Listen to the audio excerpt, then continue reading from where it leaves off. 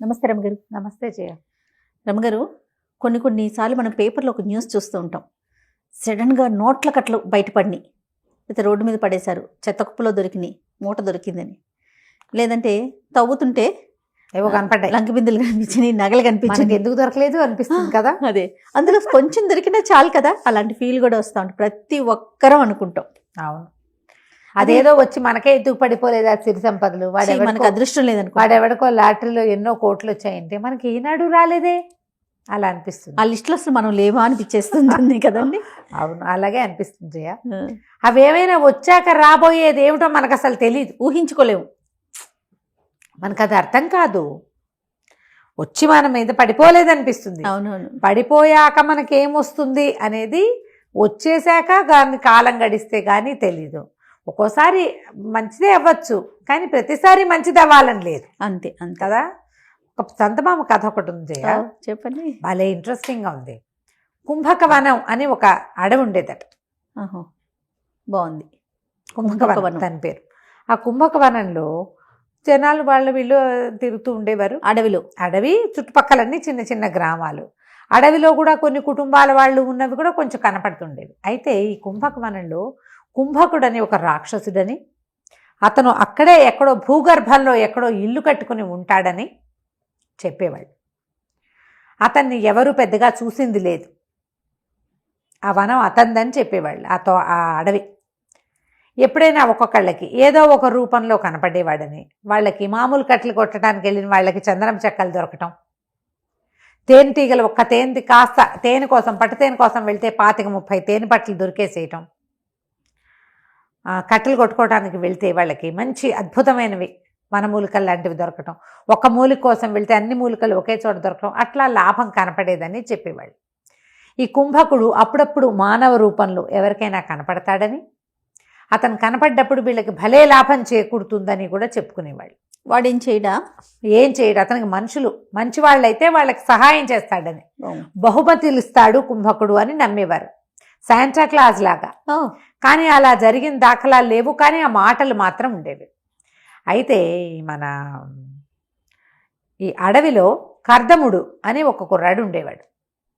ఇతనికి రేవతి అని భార్య, ఒక 2 ఏళ్ల పిల్లవాడు గోపాలుడు అని ఒక పిల్లాడు ఉండేవాళ్ళు. ఈయన ఒక 25 ఏళ్ల వాడు. ఈ కర్దముడు యాక్టివ్గా ఉండేవాడు. ఏదో అడవిలోకి వెళ్ళి అవి ఇవి తెచ్చుకుని పుట్టతేనే అవి తెచ్చేవాడు, ఊళ్ళోకి వెళ్ళి అమ్మేవాడు, కట్టెలు కొట్టుకొచ్చేవాడు. రెక్కాడితే కానీ డొక్కాడదు. చంటి పిల్లాడు ఉన్నాడు కాబట్టి భార్య ఇంటి దగ్గరే చక్క పెట్టుకునేది, చుట్టూ తమనవి పుల్లలు అవి ఏరుకొచ్చుకుని పొయ్యి వెలిగించుకోవటం, భర్త తను కులాసాగా ఉండేవాళ్ళు. చిన్నపిల్లలు ఆ వయసు 25-30 ఏళ్ల వాళ్ళకి పెద్దగా విశేషాలు ఏమక్కర్ల, సరదాగా సంతోషంగా ఉండడానికి చాలా వెసులుబాట్లు అక్కర్ల వాళ్ళకి. వాళ్ళకి తినడానికి ఇద్దరు కులాసాగా కాలక్షేపానికి ఉంటే చాలు. వయసు పెరిగే కొందుకే కదా మనకు ఆశలు పెరుగుతాయి. ఈ 25 ఏళ్ల వాళ్ళకి ఏముంటుంది, కాయ కసరు ఏం తిన్నా అరుగుతుంది ముందు. అయితే ఒకనాడు ఏమైందంటే, ఈ కర్దముడు అడవిలోకి వెళ్ళాడు. ఈ కుంభకుడు గురించిన మాటలు ఈ అడవిలో ఆ అమ్మాయి వింటూనే ఉండేది. ఒక ముసలాయన వచ్చాడు. ఆ సమయానికి ఈ అమ్మాయి పొయ్యి వెలిగించుకుంటుంది. పొయ్యి వెలిగించుకుంటుంటే ఆ పొయ్యిలో ఊదుతూ నిప్పులు ఎర్రగా మెరుస్తుంటే, ఈ నిప్పంతా బంగారం అయిపోతే ఎంత బాగుంటుంది. బంగారం దొరకదే, అడవిలో వాళ్ళకి బంగారం దొరికింది, వీళ్ళకి వెండి దొరికింది, వాళ్ళకి గంధం దొరికింది అంటారు. మనకి ఏనాడు దొరకలేదు ఏంటి? పాపం కర్దముడు ఎంతో మంచివాడు కదా, అయినా కూడా మనకి ఎందుకు దొరకలేదు? ఇలా ఆలోచించుకుంటుంది. చలికాలం. ఈ అమ్మాయి పొయ్యి నిప్పులు వెలిగించుకుని ఆ నిప్పుల దగ్గర పొయ్యి సగన కూర్చుంటే రాత్రులు చలి కాగటానికి వీలుగా ఉంటుందని పెద్ద పొయ్యి వెలిగించింది. ఒక ముసలాయన వచ్చాడు అదే సమయానికి. వచ్చి, అమ్మ చాలా చలిగా ఉంది, ఏదన్నా వెచ్చగా ఉందా అన్నాడు. పొయ్యి వెలిగించాను తాత, నిప్పు సెగను కూర్చుందు కానని లోపలగా ముసలాయన్ని పిలిచింది. పిల్లాడు అక్కడ ఇక్కడ ఏదో గిలకాయలు పెట్టుకుని ఆడుకుంటుంటే ఏమైంది, పొయ్యి సెగను కూర్చున్నాడు. వెళ్ళొస్తానన్నాడు. ఎందుకు తాత, రాత్రిపూట వెళ్తావు, గంజి వేడిగా ఉంది, కాస్త కాచాను, కాస్త తాగి ఈ పూట పడుకో, తెల్లవారి బోదుగానిలే, ఎందుకు అనేసరికాలు సరేనన్నాడు. సరేనంటే సరే గంజిచ్చు. కర్దముడు ఇంకా రాలేదమ్మా, రోజు వేళకి లేటుగా వస్తాడా అని అడిగాడు. అడిగేసరికి తెల్లపోయింది. మా ఆయన నీకు తెలుసా తాత? తెలియకేమమ్మా, ఈ అడవిలో కర్దముడిని ఎరగని వాడెవడు? నేను ఈ పక్క నుంచి చాలాసార్లు వెళ్ళా, ఇవాళ ఆలస్యం అయిపోయి ఇట నీ నెత్తి మీద పడ్డా కానీ లేకపోతే నేను చాలా మాటలే మీ గుడిసెను చూశాను నేను అన్నాడు. ఓహో మొగుడికి తెలుసు కాబోలు అని కూడా అనుకుంది. ఆ గంజి తాగాడు. ఆ పొయ్యి సెగన పక్కనే కూర్చుని వెచ్చగా చలి కాగుతూ కూర్చున్నాడు. బాగా చీకటయ్యాక కర్దముడు ఏదో లేడిని కొట్టుకుని వచ్చి పట్టుకొచ్చాడు లోపలికి. గుడిసెలకు చెప్పా చలి చంపేస్తుంది, అన్నం వండావా అన్నాడు. రా నాకు ఆకలిస్తుంది, వేడివేడిగా అన్నం ఉంటే పెట్టేసే అన్నాడు. అనేసరికి ఆ మూల కూర్చున్న ఆయన్ని చలిగాలుతున్నావు తాత అన్నాడు. కానీ ఊరికే అడిగాడు తప్ప వీళ్ళిద్దరూ పరిచయం ఉన్న వాళ్ళుగా అమ్మాయికి తోచల. ఓకే. ఆయనేమో మెల్లిగా తలకాయ ఊపాడు. ఆ పొయ్యి పక్కనే నేలకు సాగిలపడి పడుకున్నాడు. మెల్లిగా గురక పెట్టేస్తున్నాడు. వీళ్ళిద్దరూ ఫ్రెండ్లీగా లేరు, ఒకళ్ళనొకళ్ళు ఎరిగిన వాళ్ళుగా కూడా అనిపించాల. ఎవరో దారిపోయే ముసలి తాతని ఇంట్లోకి రానిచ్చింది పెళ్ళాం అనుకుంటున్నాడు అతను. అయితే సరే అన్నం పెట్టింది. అన్నం తిన్నాక వీళ్ళకి పక్కేసింది. పిల్లాడు నిద్రపోయాడు, ఉయ్యాలేసేసింది, బడికి పడుకోబెట్టింది. భార్య భర్త ఓ పక్కకు పడుకున్నారు. పడుకున్నాక పక్క నవ్వాడు. నవ్వి అన్నాడు, చూడవే కుంభకుడు, వీడి కర్మ ఎంత పెద్ద ఇల్లోట వాడిది. ఎంత ఇల్లో, భూగర్భంలో అసలు మన ఆడవంత ఇల్లుట. హాయిగా అక్కడ ఉండక చూడు మన గంజి తాగి మన ఇంట్లో ఎట్టబడుకున్నాడో నేల మీద అన్నాడు. ఏమిటయ్యా ఈయన కుంభకుడా? కుంభకుడు కాక ఎవరే, నేను ఎప్పుడూ చూడలేదు ఈ అడవిలో ముసలాయన్ని. నీ మంచితనానికి చూసి, నువ్వు ఎంత బాగా చూసుకుంటున్నావో మొగుడిని పిల్లాడిని అని చూసి నీకేమన్నా బహుమానం ఇవ్వటానికి వచ్చాడు. తెల్లారే పెడతాడులే నీకు బోల్డంతా అన్నాడు. అమ్మాయి అలా నిద్రపోయింది. తెల్లవారు లేచాక ఈ ముసలి తాత వీళ్ళిద్దరు లేచేసరికి వెళ్ళిపోయాడు. ఆయన ఏదో వస్తువు ఒక సంచి తెచ్చాడు. ఆ సంచి తెరిచి చూస్తే దాని నిండా మొహరీలు. బా ఎంత డబ్బో! ఆశ్చర్యపోయారు. రాత్రి కాస్త గంజి పెట్టి వెచ్చగా చలి కాగడానికి ఉంచుకున్నందుకు ఇంట్లో ఇంత దిచ్చాడు అనుకున్నారు. అక్కడి నుంచి కర్దముడు అన్నాడు, మరేమో మనం ఓ పని చేద్దాం, ఈ డబ్బంతా మనకు దగ్గర ఉందని తెలిస్తే జనాలు ఎవరైనా మీద పడిపోతారు, చెట్టు కింద పాతేస్తా, 100 మొహరీలు తీసుకెళ్ళి ఊళ్ళోకి వెళ్ళి మనకు కావాల్సిన సరుకులు తెచ్చేస్తానన్నాడు. సరే అన్నది. ఇల్లంతా బాగు చేసుకుంది. ఆ ముసలి తాత పడుకున్న పక్క అంతా దులిపింది, నేలంతా అలుక్కుంది. ఇతను ఏం చేశాడు, 100 మొహరీలు తీసుకుని మిగిలిన డబ్బంతా వేప చెట్టు కింద పాతి పెట్టాడు. సాయంకాలం వచ్చాడు. వచ్చేటప్పుడు ఎన్ని సామాన్లో తెచ్చాడు. ఒక బండి కూడా కొనుక్కొచ్చాడు. ఎన్ని సామాన్లు, పిల్లాడు ఆడుకునేవి, ఇంట్లోకి బొచ్చడి సామాన్లు పట్టుకొచ్చాడు, బోల్డ్ రకాలు. అక్కడి నుంచి బండి పూట మనకి ఇంత డబ్బులుంటే మన దగ్గర కాలినడకని తిరగాల్సిన కర్మ ఏమిటే మనకి, అందుకని బండి కొనుక్కొచ్చాను అన్నాడు. అతను తాగి వచ్చినట్టు తెలిసింది అమ్మాయి. భర్త తాగేసి వచ్చాడు. ఆ రాత్రి ఒళ్ళు తెలియకుండా నిద్రపోయాడు. మళ్ళీ మర్నాడు 100 తవ్వి తీసాడు. అమ్మాయి అడిగింది, ఆ 100 పట్టుకెళ్ళి 100 అయిపోయినాయా అని అడిగింది. అయిపోక మనకేమన్నా తక్కువ లోట, వేలకు వేలున్నాయి, ఎందుకు జాగ్రత్తగా ఖర్చు పెట్టాలి మనం అన్నాడు. మర్నాడు మళ్ళీ 100 తీసాడు. మళ్ళా వెళ్ళాడు. ఏవేవేవేవేవో తెచ్చాడు వస్తువులు. తాగేసి వచ్చాడు. తీసుకెళ్ళటం తాగేయటం, తీసుకెళ్ళటం తాగేయటం, తీసుకెళ్ళటం తాగేయటం, ఇదే పాట. రోజులు గడిచే కొందికి అతను తెచ్చి ఎన్ని ఇవన్నీ ఎందుకు కొంటావు అనేది, ఇవన్నీ ఎందుకు మనకి అంటే, ఆ గుడిసెలు ఆ సామాన్లు ఏవి పట్టవు, అతను కొనుక్కొచ్చేవి. ఎన్నో వస్తువులు తెస్తాడు. ఇల్లు లేదు వీళ్ళకి, ఆ గుడిసెలోనే ఉన్నారు. అక్కడి నుంచి ఈ అమ్మాయి శతపోరటం మొదలుపెట్టింది. అమ్మాయి ఇతను ఏదైనా 2 సార్లు ఈ అమ్మాయి అడిగిందో అతను తన్నేవాడు. అంతకుముందు ఏనాడు అతను చెయ్యెత్తి కొట్టిన పాపాన పోలా రేవతిని.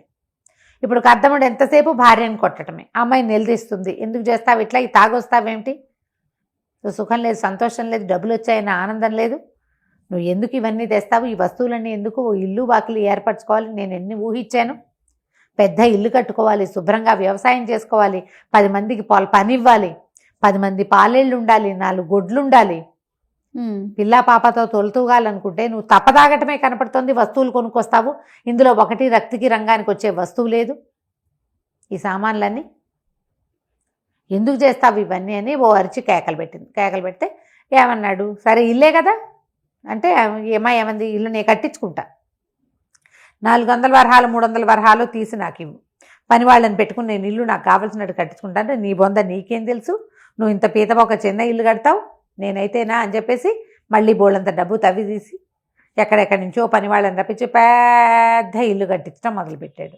ఆ ఇంటి పని ఇప్పటికీ అవ్వదు, ఈ తవ్వుడు మాత్రం అలాగే ఉంది, తీస్తుండా వేస్తుండా, తీస్తుండా పోస్తుండా. ఈ అమ్మాయికి డబ్బంతా అయిపోతుందని తెలిసిపోయింది. ప్రతిరోజు తీస్తూ ఉంటే లెక్క మాత్రం లేకుండా తీస్తే ఎలా ఉంటాయి డబ్బులు, డబ్బులు అయిపోతున్నాయి అనిపించింది. ఇంతలో ఏమైంది, ఒకనాడు ఇతను ఈ ఊరు వెళ్ళినప్పుడు టౌన్లోకి వెళ్ళేవాడు కదా, నగరంలోకి వెళ్ళినప్పుడు జూదం ఆడడానికి వెళ్ళటం మొదలుపెట్టాడు. తాగుడుతో పాటు జూదం కూడా. దురభ్యాసాలు అలాగే కదా మొదలవుతాయి, ఒకదాని నుంచి ఇంకొకటి. డబ్బుతోటి దురభ్యాసాలు మొదలవుతాయి. దురభ్యాసం నెంబర్ 1 స్టార్ట్ అయిందంటే 2, 3, 4, 5, 6, 7, 8 ఆటోమేటిక్గా వెళ్ళిపోతాయి. మనం చూస్తున్నాం కదా మనుషుల్ని, అట్లాంటి వాళ్ళని. అక్కడి నుంచి జూదశాలలో ఏదో మాట వచ్చి నా దగ్గర ఏం తక్కువ ఉన్నారు, చెట్టు కింద తవ్వితే కావాల్సినంత అన్నాడు, చెప్పేశాడు. అనగానే ఆ నోట ఈ నోట నగరంలో రాజుగారి చౌక దగ్గరికి వెళ్ళింది. నగరాధికారులు వచ్చారు. నీకేదో దొరికింది పాతు, నేలలో దొరికిన పాతు రాజుది, నువ్వు వాడుకోవడానికి వీల్లేదు, తిగి నువ్వు ఎక్కడి నుంచి తవ్వి తీసుకొస్తావో అది తవ్వి చూపించమన్నారు. నేనెందుకు తవ్వుతా, అదంతా నా స్వార్జితం, నేను ఇవ్వనన్నాడు. వాళ్ళు ఊరుకోకుండా బల్లెం పెట్టి ఒక పోటు పొడిచారు. నా మీదే పడతారా అని ఇతను వాళ్ళ మీదకి తిరగబడ్డాడు.